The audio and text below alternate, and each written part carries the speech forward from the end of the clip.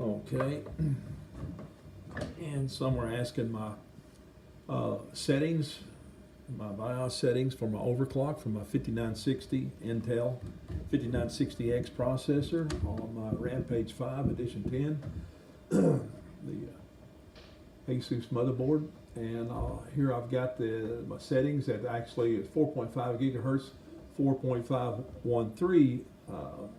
It somehow or other I hit that to get my scores. I wanted those Cinebench scores to run over 1800. So, you know, just a little bit, and I'm constantly hitting over 1800 in my Cinebench score. So I kind of like that. So you can tweak a little bit as long as you get your voltage set right. So again, my target for my frequency on my processor is 4.5 gigahertz, which is 4,513 megahertz, and I got 3200 DDR4 memory by G-Skill. Anyway, it's set here. I hit my XMP, which automatically pulls it up 3200 settings, which was nice, and I kept my CPU strapped to 100. This is auto on my source clock tuner.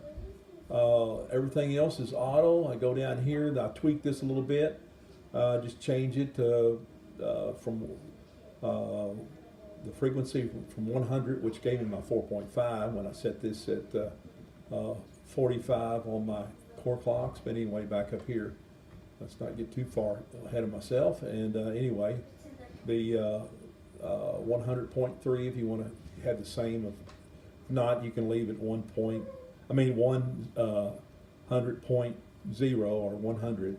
Keep it the same as your strap if you want. If you want to run an even 4.5 gigahertz. But anyway, just a little bit of tweaking. You know, that's what this is all about. You know, I overclock tuner and tweaker and all that. Anyway, so everything else is auto. Sync all my cores.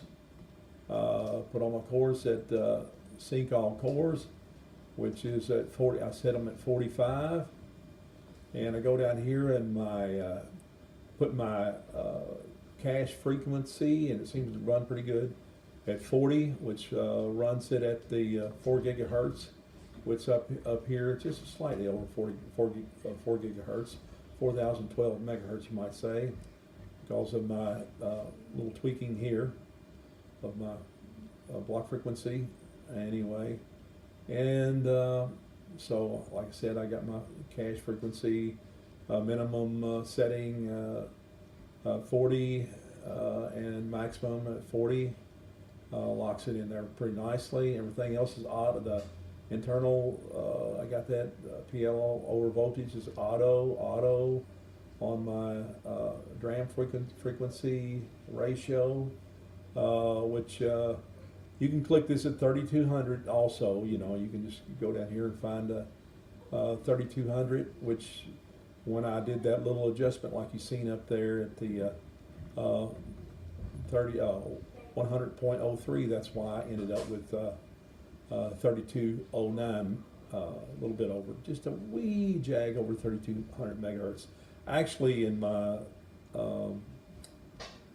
in Windows, it shows 3200 megahertz because it always reads a little less for some reason or other. So when you pull up Task Manager, you know, it shows 4.5 gigahertz.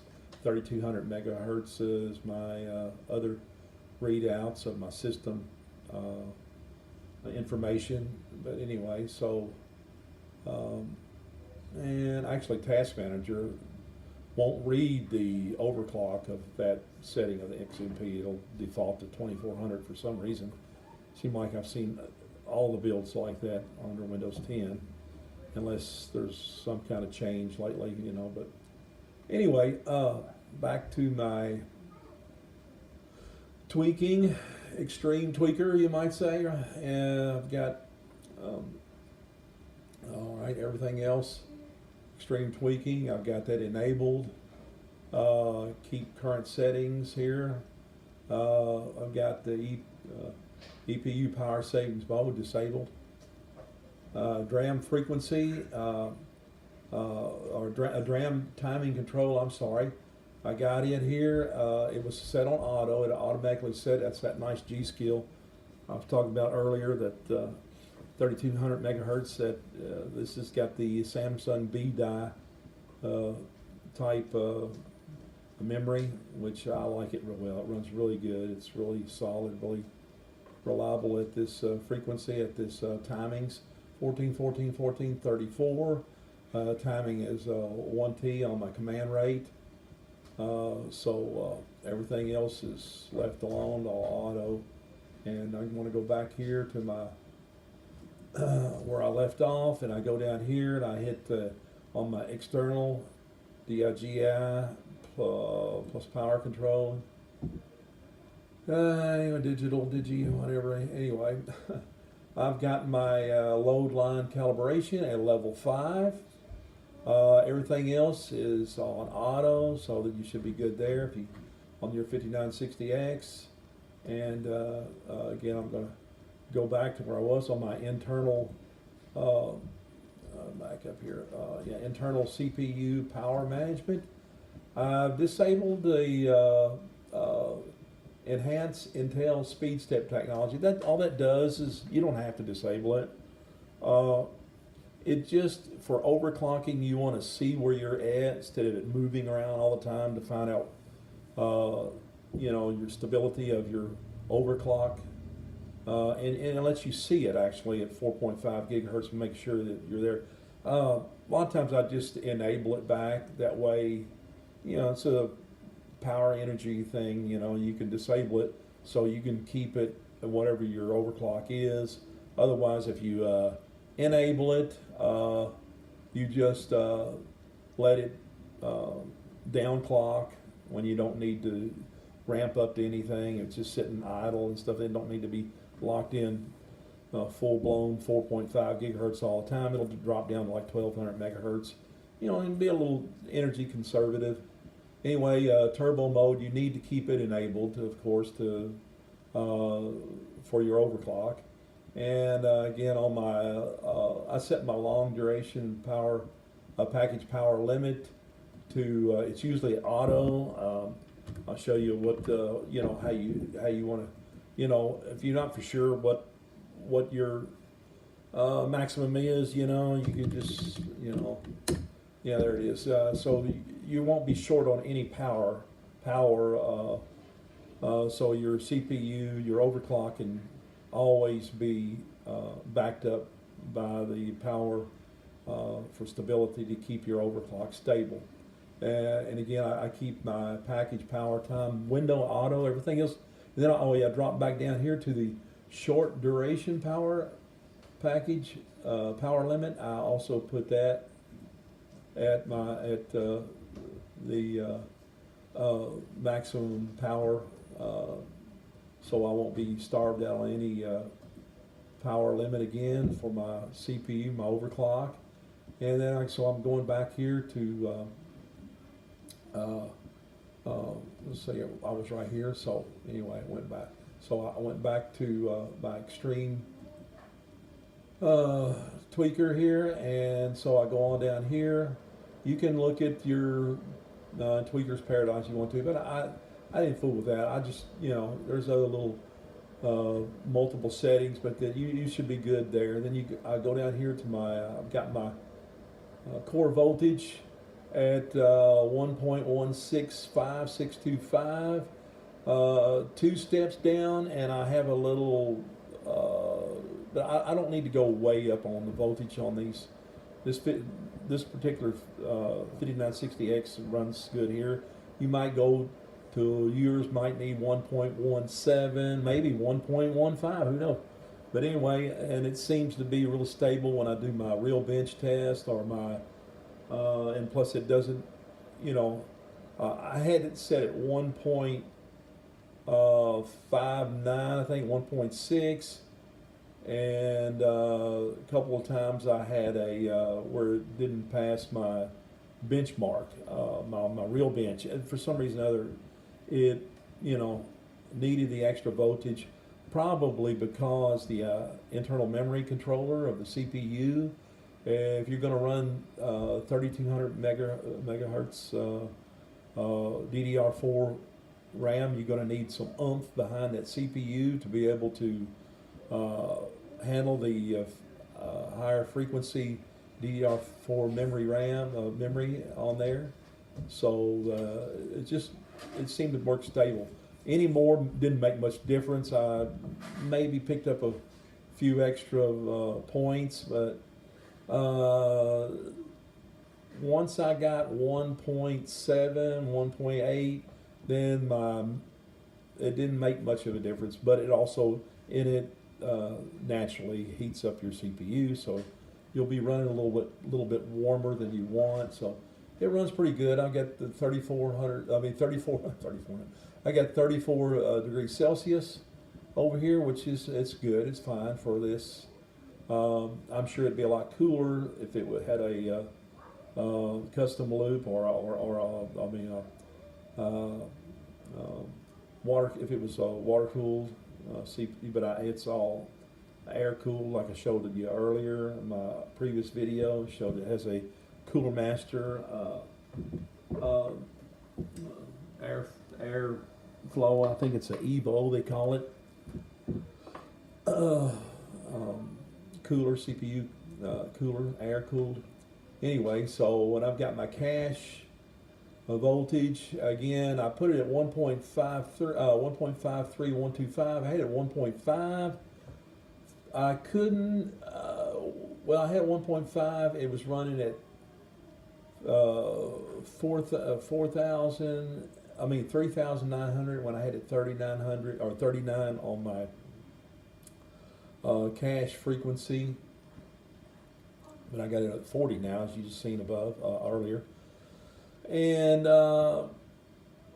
it did okay. But when I collected up to 440 for my 4 gigahertz, and it really gave me a good performance boost, and it helped me also on my Cinebench scores. It seemed to work pretty good, and any less, if it run right at 1.15, sometimes I'd have a lower score, and it wasn't a solid every time hitting at a nice score. Sometimes things would load. I would get a few more points in my bench scores, and a little less.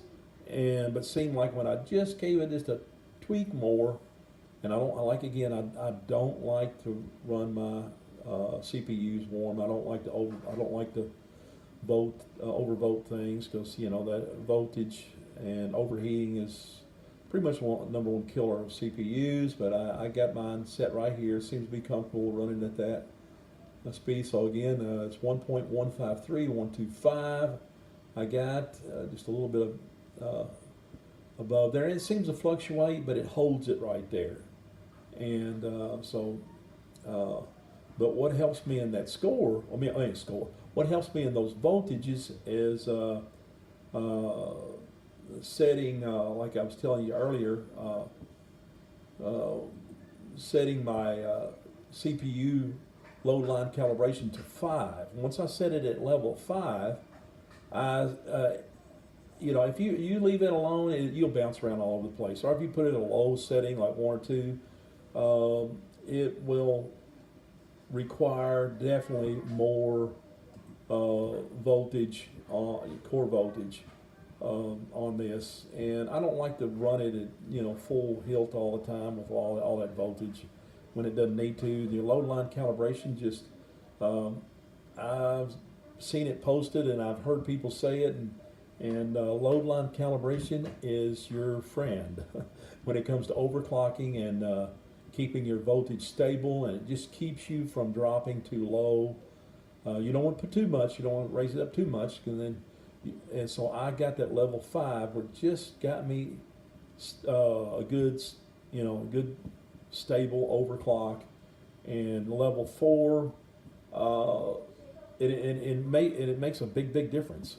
Even between level 4 and level 5, I had it on level 4,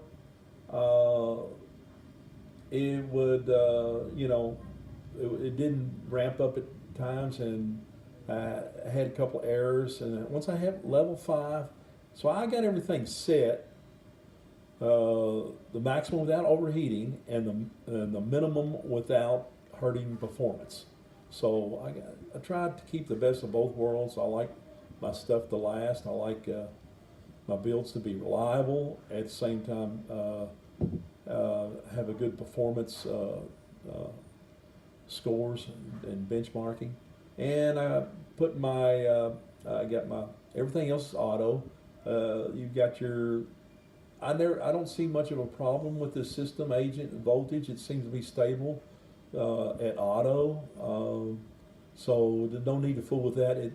That works really good right there on this board here. And the now my input voltage, I did put it at 1.8. It worked pretty good there. So you'll put that on your 5960. I've even seen that on other. Some people really like to put a lot on it. You don't have to. 1.8 it should be good. You should be good there. It shouldn't get you in any trouble. So again, CPU input voltage at 1.8. Again, this is the SDID DRAM support is auto. Now my memory is 1.35 volts. Is my rating, is my setting of my memory what it runs at. So I put 1.35. You leave that on auto. When you're overclocking, you will find out it may jump way up there. You don't, and especially if I'm running at 3200, that's where it's supposed to be set. So I like to do it that. Nothing's overheated. Nothing's nothing's far out of spec where you're going to have trouble with your overvolting or anything like that. Plus, it doesn't need it. 1.35 volts is what the G skill is rated for. So I put it at there. And this board likes to pump up stuff. So again, this is a Rampage Edition 10 Asus motherboard, which is designed for overclocking. So it tends to like to really keep things on the upper end of the voltage. So you set that there. Everything else is auto. I get everything else at auto, and you should be good there. So once you've got all your settings the way it's supposed to be, let's see if I got anything that I have not mentioned. Again, I told you about all these settings here. Okay, so we should be good. You should be good there. So you'll want to go back to tools and you want to click on your Asus Overclocking profile, which I've already got mine saved. It shows here. Well, that's the load from. That's if you're making changes. So I go down here and I save it. Profile 1, yes, save it. Which I'm good there, and you should be good there. And you exit, and which I've already made changes, so I'm already good on my overclock, and we'll see what the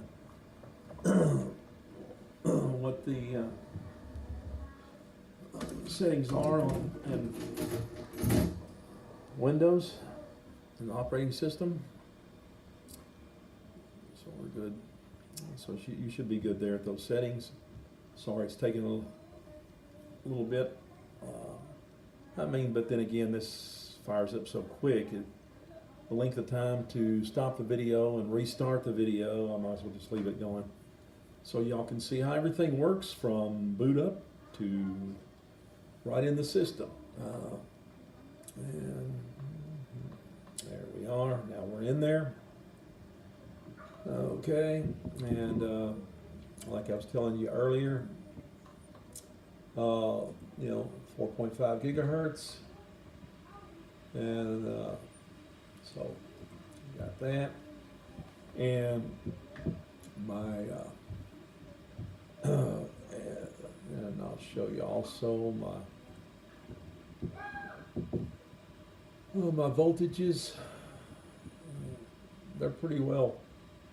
All right, VID is 1.1682, 1.168, 1.168. It's pretty close. That's because I've got that's what I have, and that's what I've got my voltage set up, and helps me stable it at the load line calibration at 5, keeps everything nice and stable.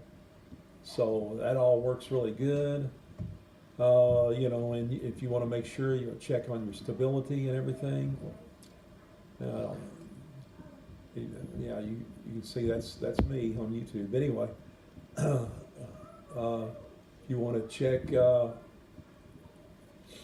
you know, the like the Cinebench, oh, we can do that real quick. I think I just showed you that earlier. So so you can see 1840 to all that. One time's 1801. I was messing around with the all that anyway. So we don't want to keep running everything again. I've got that on my other video. So we want to. Oh yeah, that's right. Let's see. We want to look at temps. Definitely always. Now you want to run this version here. This is this is the earlier one, 2.26, I believe it is. Here it is. No, version 2.6.6, because we don't have the AVX loaded on here. You can check it with that, but excuse me. Hold on a second. Oh. Anyway, a little choked up. So I've got my, so we're going to check the temperatures. I like to, actually I like to pull this up. We'll look at our temps, and slide this over here like this. And we definitely want to watch clocks and stuff. We want to watch our voltages over here. I mean, not voltages, but our temperatures. So again, you can just set this. Yeah, set this 1344 and run the run FFT in place. Okay, and you see here I've got the number of torture test threads, which is 5960 has 16 threads. So we go ahead and we run the prime 95 and we watch our temperatures over here. Now these, now I'm running on air and I don't have a Noctua, so they get pretty warm, but it seems to be pretty stable. You can run this for a little while if you want to. I think, you know, these run pretty warm. If you have a Noctua, you can run for like half an hour or more. Excuse me. And I like to make sure I don't get over 85 degrees Celsius. I'm noticing everything's stable, everything's working good, you know, nothing's sticking or nothing like that, so it's a good overclock. And here's my core temperatures. So you run that for a little bit, and that way you make sure your overclock is good. You don't have any blue screening or anything like that. And just test it out. Make sure everything's good. So there you go. So it's 80. So you know, I tend to hit about 81, 82, somewhere like that, and I probably need to reapply my thermal paste on my CPU, keep my temperatures more even. As you can see, must have a little problem with applying my thermal paste, and I actually had to take it off and readjust it. Get the other fan. I've got a push-pull effect fan on my CPU cooler, So I had to add another. I put another fan on there, but it didn't make much difference. But a Noctua, if you have one of those, that's the way to go if you want to run air, especially on this 5960. If you don't have a push-pull fans on your CPU cooler, if it's not a Noctua, you know, well, you definitely need a push-pull on there. I think it really keeps it cool. So again, we have it like that. It seems to run pretty good. Overclock seems pretty stable, you know. So we're good there. And so that's how you can test it and stuff, and make sure you're not running too hot. We got all 80s. Look like I got those three 80s, 79, 71. So it's telling me probably need to reapply the paste, the thermal paste, because you know, we'll probably bring that down. I used the thermal paste actually that came with the Cooler Master. I do have some, I think Diamond, I think is what it is, type a compound. I suppose it has some kind of, but the way the material is, it says Diamond. But anyway, and everything that I've used it on, let me see if I can find it. It will actually make it run cooler than what I've got it. I've got the, I don't know. Anyway, I'm just going to try to find the, it seems to run cooler, if I can find it. Oh well. Well, anyway, there's better thermal compounds that will keep that more even right there on your temps. But you know, you should be good at those settings. So then there you have it. My 5960 Intel 5960x processor on the Rampage 5 Edition 10 Asus motherboard. Or is it Asus?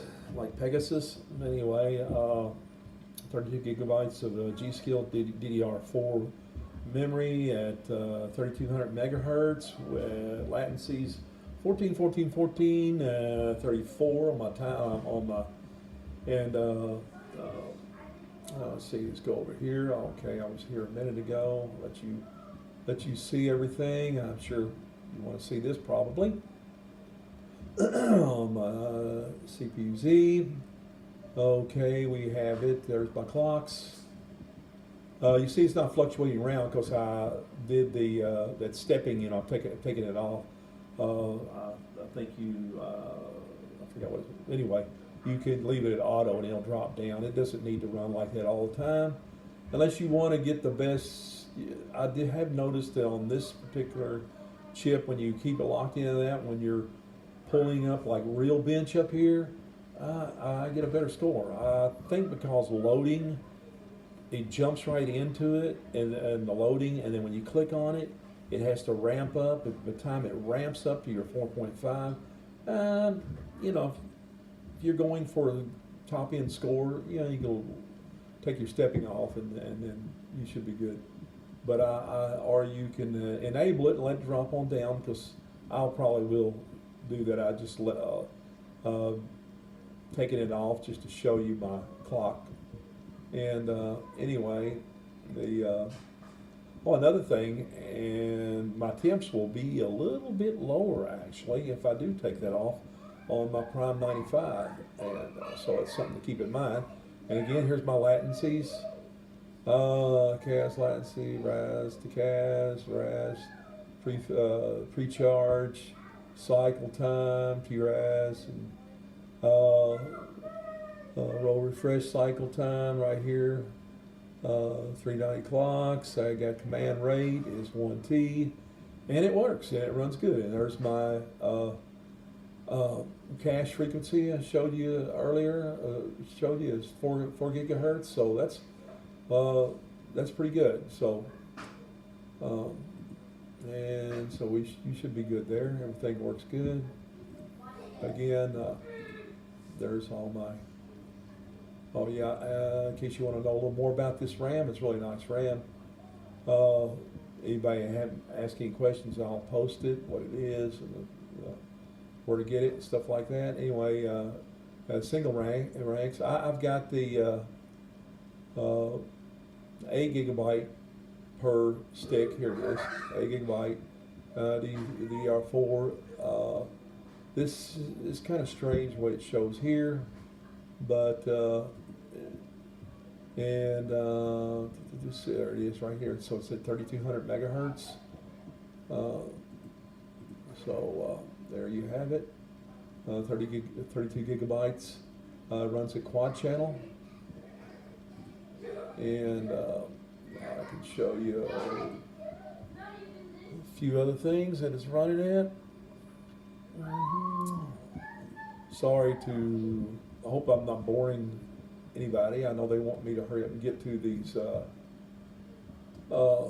you know, performance specs. We're going to do a read on this. This is not the top end of the top end, but at the time the 5960, it was the last of the best Haswell processor, 8 core, 16 threads. So I'm doing pretty good. So here's my settings. Here it is, 3200 megahertz, like I was telling you earlier. You know, a little bit. It doesn't seem to make much difference. So, but I just got a good Cinebench score when I barely tweaked it. And so here's my score on it, or I mean my megabytes per second. That is 81,725. And there's my 5960x Extreme. Shows hyper-threaded, whatever. Anyway, running at 4,500 megahertz, 4.5 gigahertz. X99 motherboard, which is on my Asus Rampage 5 Edition 10. Then we're going to do a memory write. All right, it's kind of like pretty good. I mean, you know, it's, you know, this is running with Xeons and stuff like that. But anyway, and it'll really shine when I show you the latencies. Anyway, so there's again my megabytes per second on my X99. Now this is like comparing X399, 299, and all the, you know, then servers and stuff like this. So I'm not doing too bad. It's not shabby. There's my memory, of course. Everything's running really good there. And then memory copy. Oh yeah, another thing. I had to tweak up, bring my voltage is at the cache voltage it is, because when I was running it at 1.5, a couple times it didn't want to finish my memory copy, and so you do have to add a little voltage to your cache, especially if you're going to run it 4 gigahertz like I've got. But it worked good. I just hit my sweet spot. All these settings, if you got the 5960X, you should be good with the settings I've got. And yeah, and here again shows my how many megabytes per second. Yeah, again, that's 78,987 megabytes a second, and we're going to do the latencies. So not too shabby. You know, this one here gets the top of the top here anyway, because the latencies are pretty tight for this 3200 megahertz RAM. So here we are. See, so that's pretty good. That's up there. I'm doing. So I got 49.3 nanoseconds. So and again, that's my X99 board. Quad. It's sitting in quad channel. So you know, I'm running latencies comparative to DDR2. I mean, latencies are pretty tight. Look at this, 4, and then, but you know, my speed kind of. So DDR4 memory's pretty good. This G-Skill really good memory. I really like G-Skill. And again, seemingly to be the choice is the Samsung VDI type memory. And make sure it's got that, because sometimes they'll come with either different dies on it. You know, anyway, the Samsung B drives, what you want, and so there's all my stuff there. I just wanted to show you the performance of the memory, and everything else is pretty good.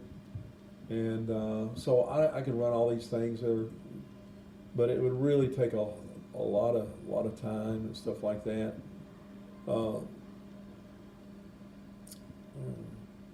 Which it passes the stress test. I passed it, passed my benchmark. Everything does really good.